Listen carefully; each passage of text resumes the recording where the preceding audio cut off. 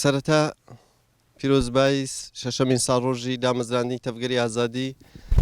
لە بنەماڵەی سەربەرزی شەهیدان و لە گەلی وڵات پارێزی باشووری کوردستان دەکەین و لە هەموو وڵات پارێزان و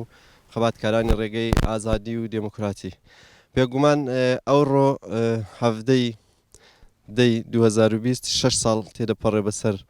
دامەزراندنی تەفگەری ئازادی کۆمەڵگەی کوردستان کە وەکو بزوتنەوەیەکی سیاسی کۆمەڵایەتی ئەخلاقی لەژێر دروشمی دێموکراسی هاوسەنگی ڕێگەزی ژینگە پارێزی هەر بۆیە لەو بارودۆخەی ئەوڕۆدا لە ساڕۆژی دامەزراندنی تەفگەری ئازادی لە هەرێمی ڕاپەڕین بڕیارماندا کە چالاکیەکی لە هەموو هەرێمەکانی باشووری کوردستان و دیارە لە ڕاپەڕینیش بڕیارماندا بە هەڵمەتی چاندنی نەمام لەو ڕۆژەدا بێگومان تەفگەری ئازادی لەسەر بنەمایەکی دێموکراتی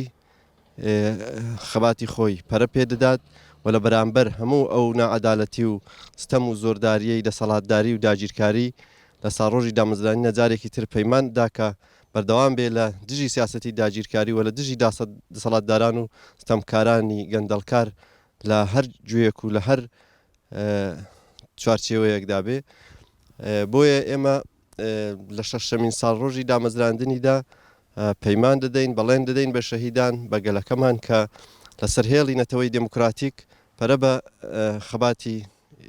دموکراتی و مەدەنی خۆمان بدەین و هەوڵ بدەین ڕێبەرایەتی ناڕەزایەتیەکانی سەرجەم چین و توێژە ڕەنجدەر و چەساوەکانی کوردستان بکەین بۆ بەدەستێنانی مافەڕەواکانیان و لە بەرامبەر ئەو نائەدالەتی و ئەو ستەمکاری و ئەو غەدر و ئەو داگیرکاری لەسەر کوردستان هەیە درێژە بۆ تێکۆشانە بدەین تا گەلەکەمان و تا سەرجەم چین و توێژەکان لە ناو ڕێخستنی خۆیاندا دەتوانن خۆیان ڕێک بخەن و بەو شێوەش دەتوانن وەڵامی هەموو ئەو